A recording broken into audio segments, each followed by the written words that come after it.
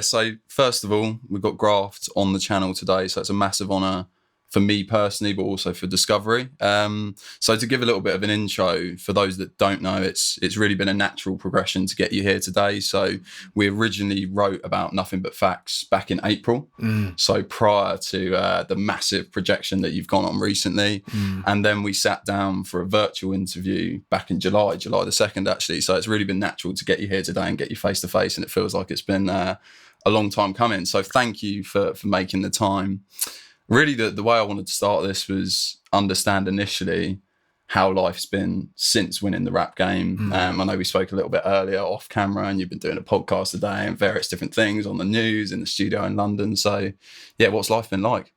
First of all, bro, thank you for having me, man. Much appreciated. No, thank you. And in terms of the response and how life's been since winning the rap game, it's been immense. You know, the support from my peers, my family, social media, even just walking around the city, people that I don't know showing me love. So all of that's been great, the support. But then at the same time, I've been adjusting to a lot more of a fast-paced lifestyle, getting a higher volume of emails, people wanting to collab, from clothing brands to podcasts to radio shows to bookings, etc., etc. So it's been really good, man. It's been very insightful. Good. No, it's good to hear. It's funny you say that the reaction even on the streets of Leeds has been different because, you know, stranger to having a big name within the area with your rap music, with the footballing background. So it's interesting to hear that even since then it's increased even more. Yeah, because I remember one of the questions that I originally asked you on the first interview was, did you feel the platform of being a footballer enhanced you when you went into the rap music? And I remember you saying that ultimately it did, but you're not bad at your craft, I think was the way you put it at the time. So it's interesting to see that transition. So initially, I'm going to kind of break the interview up into 3 sections. So I'd love to talk about the rap game, obviously. I'd then like to talk about some of the things that I picked up on our previous interview and how they've changed, and then really what the future plans are. Cool. So I think from my perspective, one thing that I'm interested to know about the time on the rap game, the penthouse life, what was it like? My bro, you see, being in the penthouse, I say this to everyone. When I was in there, I did not want to come back. I didn't want to come back to Leeds. In the penthouse, you got these amazing views. You literally got bird's eye view. So what the birds were seeing, I was seeing the birds as well, as the views. You get me? So that was amazing. We had food covered, money and expenses covered, and everything we wanted, we just got. And it was such like a different experience, to the point where it was like, this is the life I want. This is what I'm working towards. And I just felt grateful for being in that situation. You know what I'm saying? And then coming back to Leeds, it's like, fuck's sake. Yeah, I hear you. You know what I'm saying? But it was a really good experience being in the penthouse. Yes, because I remember when I was watching it, part of the reason they said that they put you in there, I was watching it and thinking, they're saying, we're putting you there so that we can give you a taste of the life, this, that, and the other. But I was thinking, as well, it looks good on TV. But it sounds like it has had the effect that they desired on you. Yeah, it definitely has, because it's like, it's given me even more motivation to keep working towards my goals, because I've been in that environment, and it's like, I'm there, I'm in it. Let me keep pushing for it so that I can acquire that for myself, and it not just be on a TV show, but that can be a property that I own. Consistency, you know what I'm saying? Yeah. So, yeah, man. No, it's sick. No, it looked amazing. And in terms of the dynamic in the house, who would you say you bonded with the most out of? I bonded with everyone very well and in different ways. But I feel like on a human level, I bonded with Leisha the most. Leisha and Zones. Zones? Yeah. Because, you said at the very beginning of that explanation, you bonded with different people in different ways. And I think that there was an array of characters in there from an outside perspective anyway. So it's interesting to hear. What was Zones like face to face? Zones is very real. What you've seen of Zones on the TV, that's how she is, man. Down to earth, genuine, authentic, real, and just a very genuine, clean-hearted person. Do you know what I'm saying? I got a lot of love for Zones. So, yeah. 100%. No, it's interesting to understand, because I guess when you see someone on the TV, it's very different to real life, isn't it? So you're watching it and you're thinking, although it's, I guess in some ways, reality television, what are these people like in real life? So it's interesting to get that snapshot from you firsthand. For sure. So I guess kind of following on from that question, and obviously you kind of had an experience with Leisha, but who would you most like to collaborate with if you could choose one of the artists? If I could choose, it's a hard question because I actually want to work with them all for all different reasons, man. But if I could choose one artist, I'd probably say I'm gonna go with Leisha. Just based off the fact I vibe with her energy really well, from a similar background, and we have a similar style and taste in music. And I feel like that whole studio session and just us building a piece of work together would be really good, be sick. Well, there was the small snapshot of it, wasn't there? And even that, I don't know how long it was, 2 minutes, let's say, for sake of example, that was special in itself. So it's imagine what it could be if there's a full length track and there's more time put into it. So exactly, bro. That's it. It's impressive. Yeah, so I wanted to understand. So obviously I kind of knew you on a personal level from doing the virtual interview before the rap game happened. Then I watched the first episode and I was like, no, come on. I know you got this. I know you got this. So at what point throughout the process did you think, I'm going to win this? If I'm honest with you, bro, so episode 1, when I messed up twice, within me, I still knew I was going to win. I still had that faith within me and that drive to show them why I'm here. And I believed in myself, and that's why I was able to turn it around. But the point where that became clear to me was start of episode 2, when I smashed the duo challenge with Leisha, and I was like, this is me. This is what I'm about. I'm glad that I'm showing it now. And then the clash, that just kind of cemented my big return, really. That's when I was on the pitch, you get me? Like, I come off the bench and I made my way to the pitch, top striker. And that's when I realized, I'm here now and I'm here to stay and I'm here to win for sure. This is it. Yeah, this is it. And I think for me personally, I always believed that you were going to win, just to put it out there. I mean, if I was lying, I wouldn't tell you that.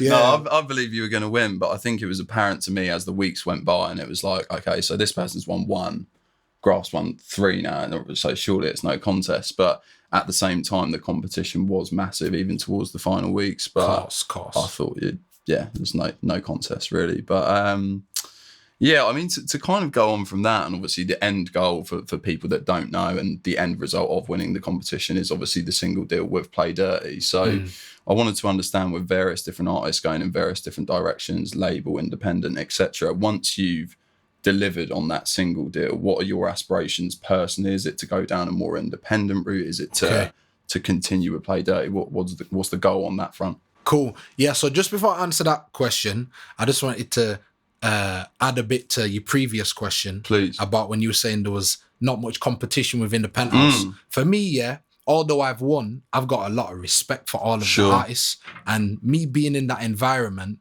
where we were all amazing and we all had our own strengths and weaknesses. And for me being on the show and looking back at Series 1, the rankings, it did highlight a lot. But because of the level of Series 2 and how sick we were all performing week in, week out, the rankings never really showed who was the out-and-out winner because of how close the levels were.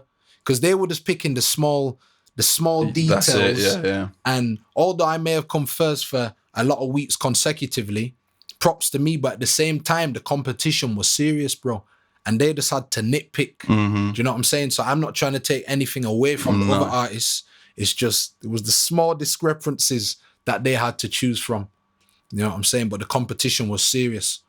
100%. No, 100%. And I think in terms of where I was going with that, the accumulation of weeks. Yeah, for sure.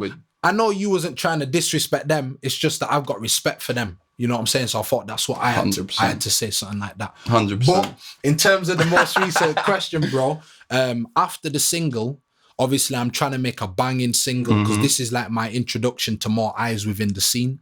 So I want to make sure I step into the game like seriously strong, show my levels and show what I'm about. After I release the single, I want to follow up with a body of work because I'm not trying to let the buzz go. I'm trying to stay consistent and release great bodies of work and music. You know what I'm saying? And then that way I'll be able to establish myself within the scene.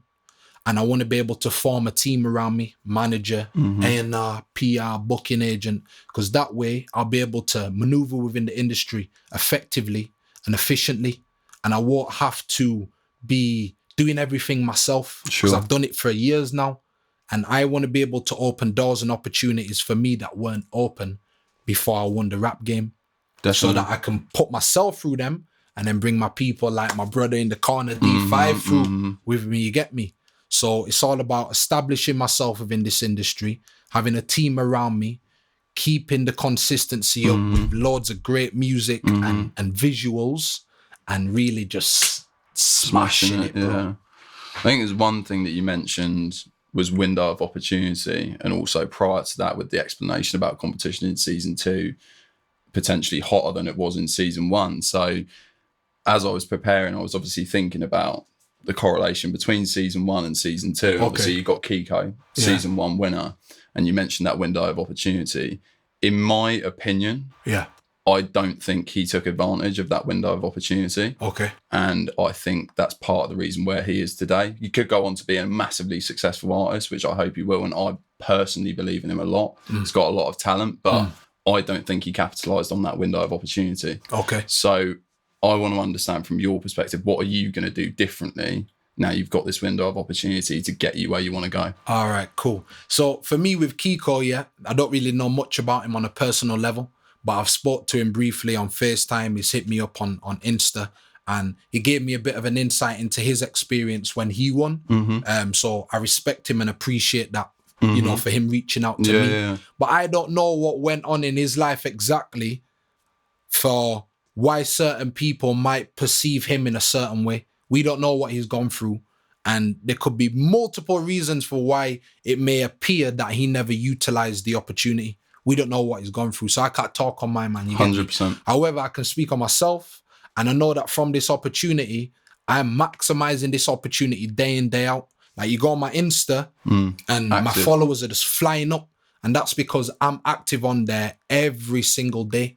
I'm engaging with the followers, I'm speaking to people, and people are becoming more invested in me. And that's how you create core fans. So that's my way of looking at it. But at the same time, I'm also doing loads of interviews like this, radio interviews. I've been on BBC, ITV, One Extra, yourself, Daily Mirror, The Guardian. All of these little opportunities, I'm making sure I'm making the most of them to get myself out there to the broader audience. But then as well, the main thing, that you need to focus on as an artist is you need to get the music. You have to have the music down and ready.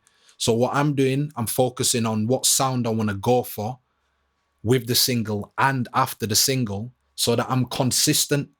Because once I keep putting out music, all you're going to see is Graft. Graft won the rap game, but then he's releasing quality music. Yo, I'm a fan. I want more from this guy. You keep up the buzz and more people hear about you, the more you can establish yourself within the industry. Really good answer. So no, thank you for that. It's insightful for everyone to understand, and I think it gives almost a clear picture of what people can expect from you, and also what goes on behind the scenes, as that's equally as important. So yeah, no, thank you for that. Go on, bro. One thing that you mentioned, which was actually really interesting, you mentioned, look, ultimately you can do all these different things. You can be active on Instagram, but the most imperative thing is to get the music right. When we originally spoke on the virtual interview, you mentioned to me that you had between 30 and 50 songs. But what we also spoke about was that previously you were no stranger to releasing grime music. Yeah. But moving forward, you wanted to go down the conscious path, which everyone saw on the rap game. I was interested to understand, out of those 30 to 50 songs that you had in the catalogue, how many of them are relevant to the message that you want to portray today? Okay, good question. You see, when I make a lot of music, I can have loads of music there, but out of like the 50 or the 30, that doesn't mean they're all going to get released, because it's all about quality control as well. And the songs that you feel like are going to be most effective when you release. But out of all of those songs that I've got there just ready to drop, I'd say the ones that are on the vibe that I'm trying to put out probably about 10 of them, 7 to 10. But then I was making a certain type of sound before the rap game. And now that I've won and I'm going to be releasing the single, I now have to think about how I'm going to take this scene by storm. And that what I mean by that is I was making a certain sound before I won. Now I've won, I've got to make sure the scene, the hit is proper. And then I've got to follow up from that single with the right sound that's similar to the single. You see what I'm saying? 100%. So I've got to think about all of these little things and the best way to attack it. Definitely. One thing that's interesting, I was thinking about the catalogue and thinking about Russ as an artist, and I'm not sure if you've seen his Rap Radar interview, but he's speaking about it and he's saying that he almost refuses to waste his time, and he feels like if he doesn't release certain pieces, he sees it as a waste of time. And what came off the back of that mindset was he released Best on Earth, which obviously went on to be massive. Rihanna's loving it. And I think that although you have to be consistent with a message and that's how to come across powerful, at the same time, different genres and different come out, that also broadens your horizon in terms of personnel that are listening. So of course. Yeah, who knows? Maybe more than 10 will come off the back of that. But yeah, for real. And you see what it is as well, bro. It's because I'm in this opportunity where I have to make a mark for myself.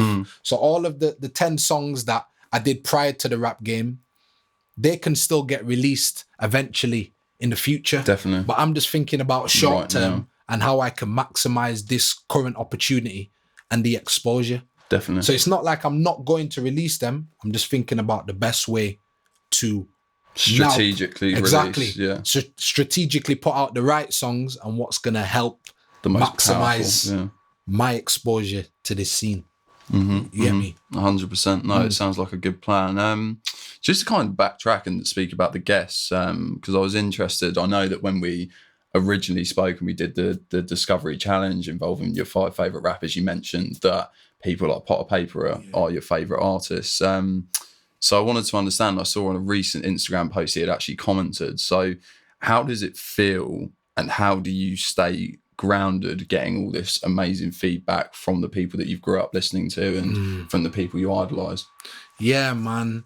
Like, that's a really good question because after winning the rap game, I was getting a lot of love from... I saw Wretch Free too. Yeah, man. All of these artists I've listened to from a young kid, and it's a very blessed feeling. You know, I feel very grateful. But at the same time, it's like, I know I'm onto something. If I'm getting recognition from people that I take inspiration from, it's like I'm doing something right. You say you know you're on something. I think you knew you were on something before it happened. The thing that I love about you, and in terms of a mindset that I think I share with you, is you manifest things, and you knew prior to going on the rap game that this was going to happen. And I think even with Potter Paper, to stay on topic, you went to his TD3 launch, you met him, and you uploaded a post, didn't you, saying that I kept it as a fan. I was just a fan. He knew nothing about you at that point in time. And then you've got him commenting. You made it happen. Yeah, no doubt, my bro. Like, for me, when I met Potter, that was like a moment that I've always wanted to meet him, because obviously I'm a big fan of his music. And then when I spoke to him, I never told him I was an artist. I actually just went there and picked his brain. I just wanted to learn from him. And then how life works out. You see, everything works in divine timing. Like, it's crazy how life works. And then after I've bought the albums, he signed it, and then I've gone yard, he's gone home. It's like when Rap Game's released now, he's now watching it with his missus, because I was speaking to him on my DM. Oh, shit. And he was just bigging me up, saying now he could remember me from the meet and greet, and he was vouching for me to win. So these type of things, it just shows that life will work in your favor when you move humble and you work hard and you believe in yourself. But at the same time, the manifestation it's a real thing. Definitely. You get me? Put it out there in the universe, but at the same time, make it happen and be active and go and do it. Exactly. Because on my Insta post on the Potter Paper thing, I said, I never told him I'm an artist, but he's going to know about me soon. and Here that we was are. only in a matter of months. Literally. No, it's crazy. No, we did something quite similar. So I went and met Huncho and Nate Smalls, and I'm like huge fan. Yeah, that looked big, bro. That was sick. Yeah, I seen that. But it was just like I spotted the window of opportunity, and the DNA album was out at 12 o'clock. They were doing the meet and greet the next day. So I was like, right, I'm going to listen to it at night. I'm going to write the article. I'm going to go to the meet and greet and give it to them in person. Work rate, man. That's it. And it's things like that I think you need to happen. Work rate. So yeah, no, it's good. I really enjoy that mindset. So I'm glad that we could speak on it. Yeah, man, that's proper opportunistic mindset, man. Just on it, seeing the window open and you just diving through and you're making the most of it. Like, that's it, bro. No, that's it. Yeah, it's got to be done. Levels. So I guess that the kind of where I wanted to go from now is in terms of like a project, a body of work. You mentioned that's the next thing. Originally, when we had the interview, we spoke about Growth, I think it was, with DEP. And at the time, so obviously we filmed the interview in July. Yeah. And you said, like, it's going to be out in 2 months. It's going to be out in 2 months. Yeah. What's going on? Cool. I like that. I like that pressure. You see what I was saying about how I've got the 10 songs that... Is that Growth? That's Growth. That's part of Growth. Growth was a six track EP. Ready to drop during the rap game, but for certain reasons, I had to hold back on it and make sure it was right before I could release it. And then because that's a different kind of sound that I want to go for with this single, I have to put that on pause. Because if I put out Growth, which is a completely different sound to the single I'm going to release, although it shows my versatility, I'm trying to build a core fan base to the point where they're like, yeah, we're going to Graft to listen to this type of sound. We know what is coming with that authentic style. And because this is like my introduction to the scene, I need to be clear on the sound that I'm trying to put out. So I have to put Growth on pause for now, focus on the single, and then in the near future, when I'm doing a bigger body of work, like a mixtape, I can take certain songs from Growth and then put it on the body of work. Yeah, that makes sense. Do you see what I'm saying? Yeah, because it's, although you've got this window of opportunity, which we've discussed a lot, potentially without that single going out and blowing up, it wouldn't be falling on deaf ears, far from it. But the audience that you'd be able to captivate with that body of work is going to be bigger after the single deal. So that makes sense. Exactly. When's the single out? The single, I have no confirmed date yet. It's still in the process of being made. I'm still working on the right type of sound that I want to go for. So I can't shed too much light on that because there's nothing set in stone, bro. No, I hear you. Well, very soon, man. Very soon. Oh, very soon. Very soon, man. Okay. Very soon. The next question would be what's very soon, but no, we won't go there.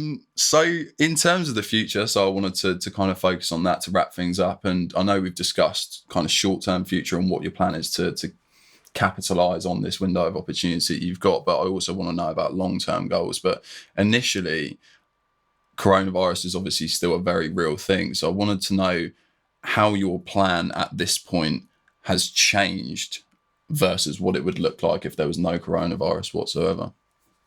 Yeah, that's a really good question because at the start of the year, I set goals for myself each year, like my own personal goals. Imperative, yeah. And then goals for my music career. And a lot of the goals that I set for my career this year was to perform at live events, network with more artists outside of Leeds, go to award shows like the Mobos, etc., etc. But because of the coronavirus outbreak, a lot of things I can't really do, which is frustrating. And I know a lot of other artists are feeling the same type of way and are affected by it as well. But for me, I feel like I'm someone that can adapt.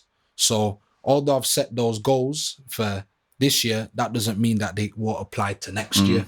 So all that I've done is I've just focused on what I can do as an artist, and that's to keep creating loads of music. Yeah.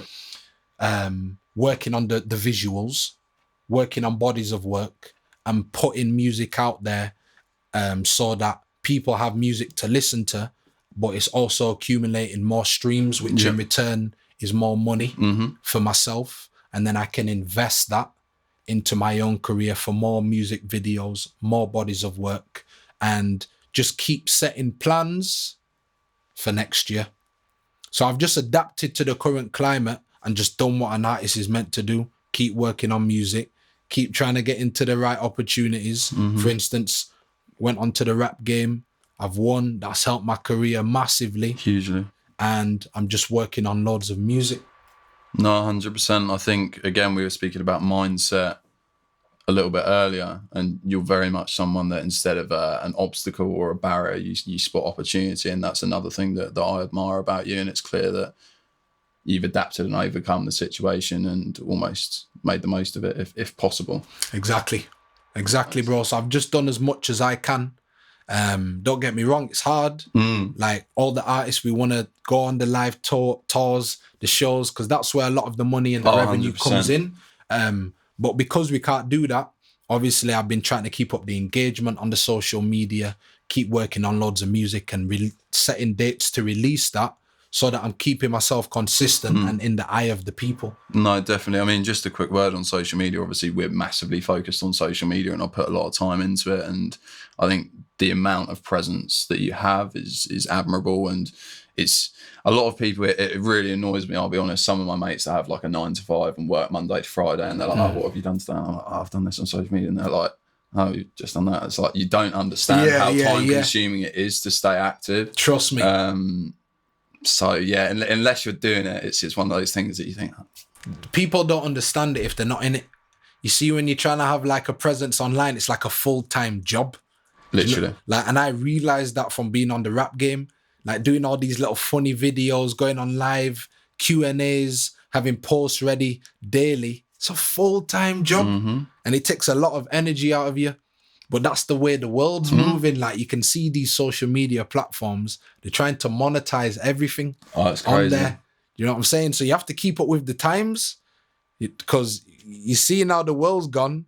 If you relying on a company for your income, boy, they can make you redundant. You might, things like that. So you got to be self-sufficient, man. So yeah. 100%. No, I'm glad we could speak on that. I mean, just to kind of tie up and look at the bigger picture for you, I wondered, from your perspective, at what point or what does your life look like where you feel that you've achieved greatness, you've achieved success? Yeah, you got some good questions, you know. Some serious questions, you know. Yeah, trust me. You know what, yeah? I feel like for me, my idea of success, yeah, if I'm just being straight to the point, is making my mum proud, bro. And I feel like, because I've seen my mum work so hard for so long, I just want to be able to change her life to the point where she never has to work a day again. She never has to worry about the bills. She can go abroad whenever she wants, and anything that she wants financially, she can have. That would be my idea of success when I'm looking at it from supporting my mum. And then in terms of myself, I want to be able to generate generational wealth, because I feel like it's all great being an artist and having loads of money for myself and, you know, doing all the fun stuff artists do, buying the chains, buying the watches, going out clubbing, this and that. All of that I will do, I know, because I've got to enjoy my life and have fun. But that's only for the time. And I want to be able to give loads of money and pass that on to my kids. Well, it's almost like, and sorry to interrupt, but it's really poignant what you're mentioning just there, because it's almost like you want to reverse what you were saying in your winning performance about we don't have no rich grandparents to pattern. If correct me if I'm wrong. No. So you want to be the rich grandparent to pattern. You're sick, bro. You're sick. Yeah, he's gone. He's gone. Yeah, that's sick, bro. That's it, man. That's it. Like, for me, obviously, I love my grandparents to come from Jamaica and St. Kitts, Windrush generation, just come over here just to make things work and support their family and try and make a living for themselves. And they never had the opportunities that I have now. So I want to be able to pass on wealth to my children so that they're set, their kids are set, their grandkids are set, and it just keeps ticking over. That's real wealth to me. 100. So my idea of success would be generational wealth, supporting my mum and my family and the people close to me, and just leaving a legacy for my kids and inspiring the world, man, in a way where the concepts and what I've spoke about in my music lives on, and it's touching people all over the world, and they can resonate with the message that I'm putting in my music. So once I'm gone, I still want it to live. People are like, rah, I feel that. It's not even here, but it still relates to now. Do you know what I'm saying? And I think another thing that I'd like to do is win more awards. Although awards don't validate how successful an artist is, for me, I'm in this industry, and whatever I do, I'm in it to win. I'm in it to do as great as I can. So I want to win Grammys. I want to win Mobo Awards. I want to win BBC Sounds Award, everything, man. I want to win everything. And although that's not going to make me feel better, as in spiritually within me, it's just all my hard work. When I'm gone, people be like, he did this. He touched the life of millions. He won this. He did that. He gave back to this. His kids are set. His mom lives good. Do you know what I'm saying? There's so much I could say, but that's probably what means the most to me, man. No, it's an incredible answer and incredibly powerful. And I think it would be rude of me to continue the interview after such an amazing answer. So I'll leave it there and I'll say thank you. And I guess finally, one last point actually to backtrack and distract my last statement.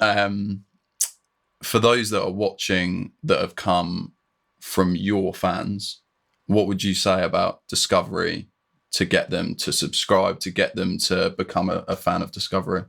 Yeah. So for me, for everyone that's tuned in now, if you're not aware of DiSCOVERY, the reason why I'm in this interview is because I have genuine respect for you and your mindset and your approach to dealing with artists and getting yourself out there. And you can just see from the way you conduct yourself within interviews and the questions you ask, you can see you got a real passion and there's a lot of thought behind what you're doing and what you're saying. And I'm a person that puts a lot of time and effort into my craft, and I can see you do the exact same. And that's why I can see you leveling up weekly, monthly. And that's why I support what you're doing, because I can see the time and I can see your results and I respect you as a person. So based off all of that, everyone tuned in who's not heard of DiSCOVERY, this guy's a genuine G, man, and he's doing really great things for himself and the scene, and where he envisions his ideas to be, it's all happening. And he's told me his ideas from the start, and I can see them just keep unraveling. And that's a beautiful thing to see, man. So, my bro, keep doing what you're doing, man. Thank you for having me. It's been a pleasure. And I just wish you the best, bro, because you're really onto something, man. No, thank you, bro. Thank you. Come on, man. Yes, bro. Serious, man. Serious. Telling you, man. Serious, 100. bro. No, thank you for your time, bro. It's been really good. Yeah, enjoyed it. Thank you, my brother. Thank you, bro. Come on. Firstly, I just wanted to start. So obviously we're here at Graft. Massive honour for the channel DiSCOVERY to have you on here. For those that don't know, it's kind of been a natural progression to get you here today. So hold on, sorry. Come on, that was a big Yo, he's serious, bro. Yeah, he's serious. The interface disconnected, mate. I'm sorry. I'm not going to be able to do that. He's serious. Difficulties over here. Alright, I'm just going to restart these. So we have the full half an hour. Apologies about that. It's my shitty adapter, mate. Rap. Bro, you spun him with that question. Yo, that's what I mean. Like, he thinks about shit like that, bro. Crazy. That is super good. You never get them questions, bro. Yeah, never. That's a proper insightful question. The fact that, you're sick. Thank you, bro. So, yeah, I think that's going to be sick. 100%. I think that's going to come out good. I'm really excited. Like, I was so happy. Like this is like.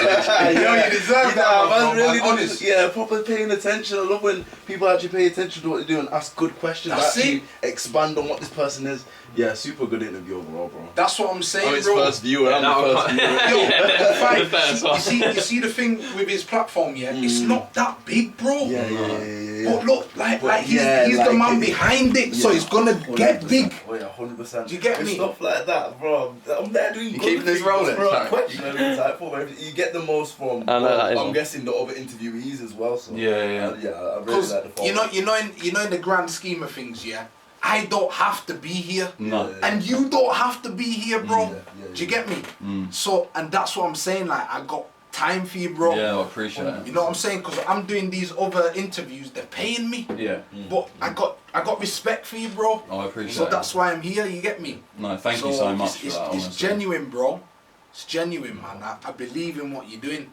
So just please don't stop. No. You know what I'm saying? I won't let Don't him. stop. Don't worry. No, I won't. And I know originally. You can't have a when- man doing gun fingers in the back for a question and stop. Yeah. Trust me.